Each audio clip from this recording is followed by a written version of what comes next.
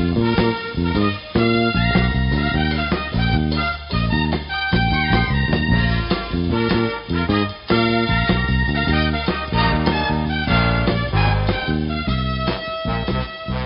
morning, Bucknutters. It is Tuesday, September 19th, 2017. I'm Dan Rubin. This is the Bucknuts Morning 5 and Change, coming to you live on tape from a gray and overcast Gem City.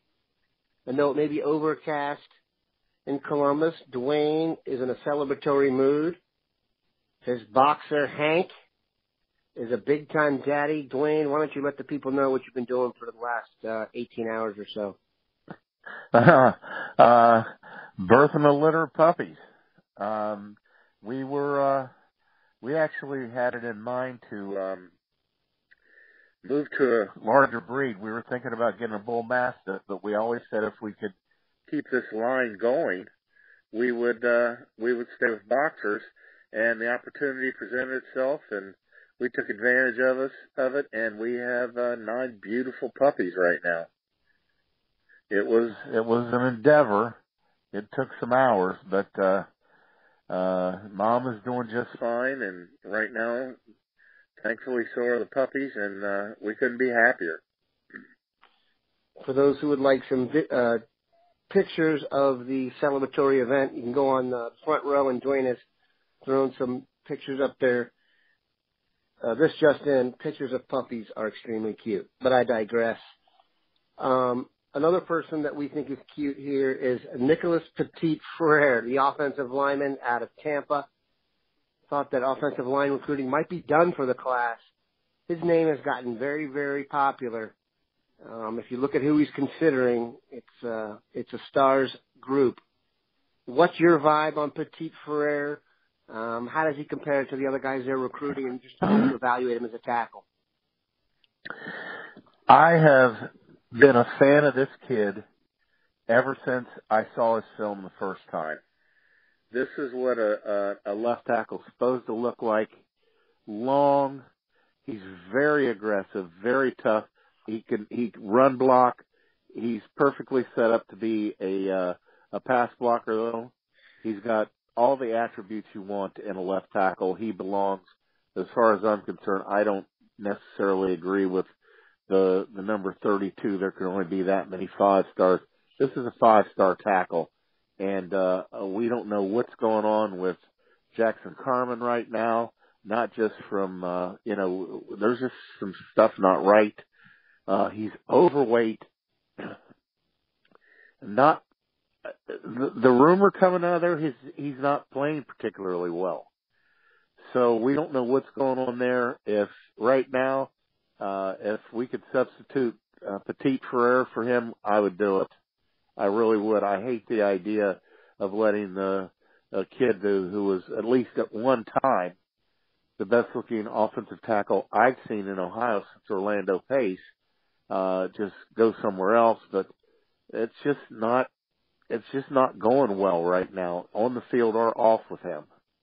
So Petit-Frere, I'd take him anyway, even if things work out and Jackson Carman ends up a Buckeye.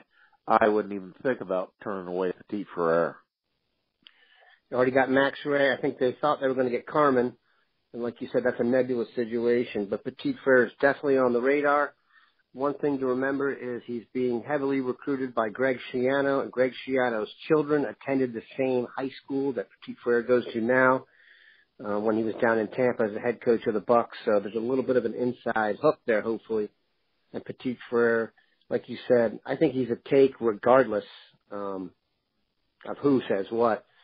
The Carman thing's interesting. We've all heard those rumors.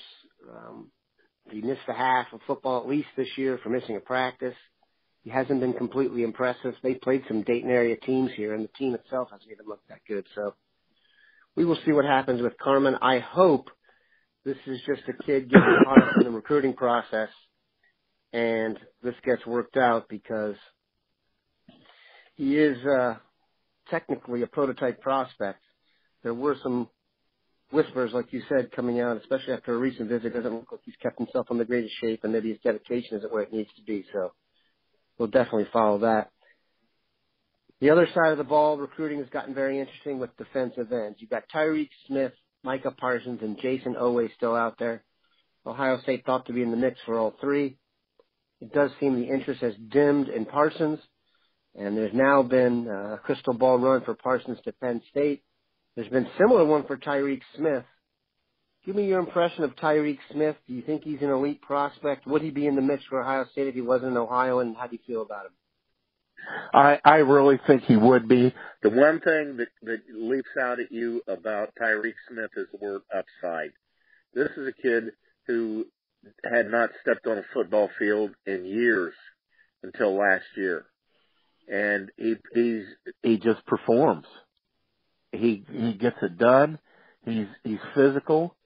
He's very athletic. I mean, he was not a big time basketball prospect, but definitely a scholarship level basketball prospect. So, and if he was a little bit taller, he probably wouldn't be on a football field. He just was a tweener size-wise for basketball, but he's an ideal strong side defensive end, and he's somebody we very much definitely want to keep things rolling with this defensive line recruiting, and he's definitely part of it. As far as Parsons is concerned, now we got three guys we're talking about here: Tyreke Smith, Jason Oweh, and Parsons. If you just look at pure football player, he's the best of the three. But he's just not a real good fit in a 4-3 defense at his best position, which is weak side rush end. So, if you ask me to rank him, I would have him number 3. I'd rather have the other two guys, quite frankly, just because they're a better fit. There's a reason we have these templates for players at each position, and Parsons does not fit the template for a weak side end. He's a little short. He's not a long arm kid like Smith, for example, is so long that even he's like 6'4", and you want ends in the 6'5" or better range, but he's so long that he makes up for it. Well, we don't see that with Parsons. He's not a long arm kid to where he is more like a 6'5" kid. So I'm not. I would any two of the three I'd be happy with, but if you ask me, I would take Oweh and Tyreke Smith. Interesting that we're talking about two guys in Oweh and Smith who just have not played a lot of football. Second year of football for both of them. So these guys, upside is a word for them. Definitely something we want to keep an eye on. Parsons and Smith. Steve Wiltfong has crystal balled both of them to Penn State. Sean Fitz, who is our 24/7 sports guy at Penn State, has also crystal balled Tyreke Smith. So something has happened that has made Tyreke Smith pull the Nittany Lions out in front. We shall see. It's a fluid process. But definitely the other crystal balls are Nicholas Petit-Frere for Ohio State. So it seems like there's some moving parts here. And I think Oweh is going to go where there's the best fit left. So if the other two go to Penn State, I think you can expect Oweh to come to Ohio State. But we will get to that as recruiting remains fluid. Duane, the football team has played 2 games, one against Indiana, one against Oklahoma. 3 games, one against Indiana, one against Oklahoma, and one against West Point. What is your vibe on the team right now? There seems to be a lot of people jumping off the Titanic here. And there are others who think it's a work in progress. What has changed for you in terms of your perception of the team and your hopes for the team after seeing them play 3 games? Well, I just hoped that we would have a better vertical passing game, and we haven't. We just haven't seen it. It's that simple. I thought we did some different things against Army that we hadn't done. We're a little bit more dynamic. We're getting the ball out a little bit quicker, but we're still not getting down the field good enough until, well, let's talk about it. We saw Haskins come in the game, and he went down the field. It's just That simple. I have been of the opinion that the biggest problem was with the coaches, and then what happens after the season. The guys that I was complaining about, Urban Meyer sends them on their way. We bring in a proven guy, an absolutely proven, outstanding offensive coordinator in Kevin Wilson, and we're still doing the same thing with Barrett. So we got to start looking at Barrett being a problem, especially after we see Haskins come in and throw the ball down the field. So that kind of, you don't think about the receivers being the problem. It still was better. We're still doing a lot of horizontal throwing, and I just don't know if, even if we get through and we end up, the Oklahoma game's our only loss, I don't know if that's good enough, what we're doing right now, to win a national championship. I just don't know.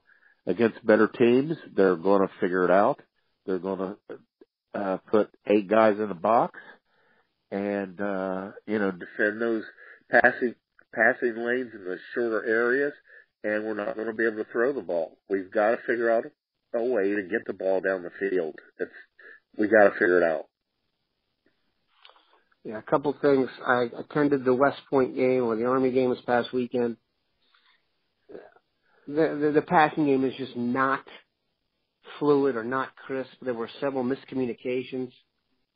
I don't know what play was called, so I can't tell if it was the receiver of the quarter or the quarterback. One that sticks out to me is about a 15-yard in cut for Austin Mack, where the ball was thrown inside and he stopped. So that could be miscommunication. It could be the receivers. It is clear to me, though, when you are there, this team does not have a number one receiver.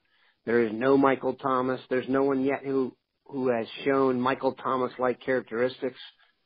There's usually, when there's a number one receiver, it's the guy in the field you feel like no matter what, we can throw this guy the ball here and we're going to have a chance to go get it.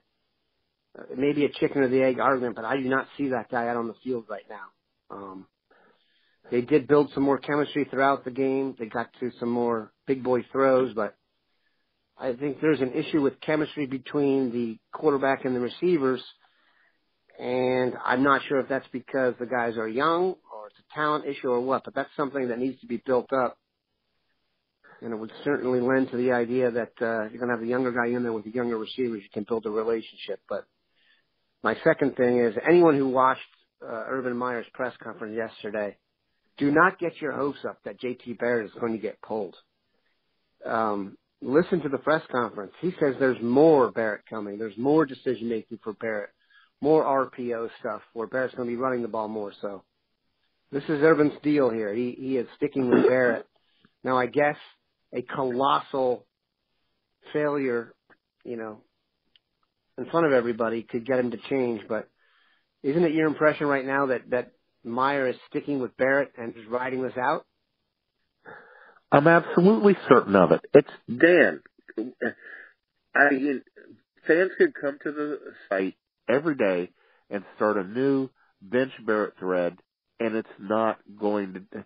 He is committed to J.T. Barrett and his leadership.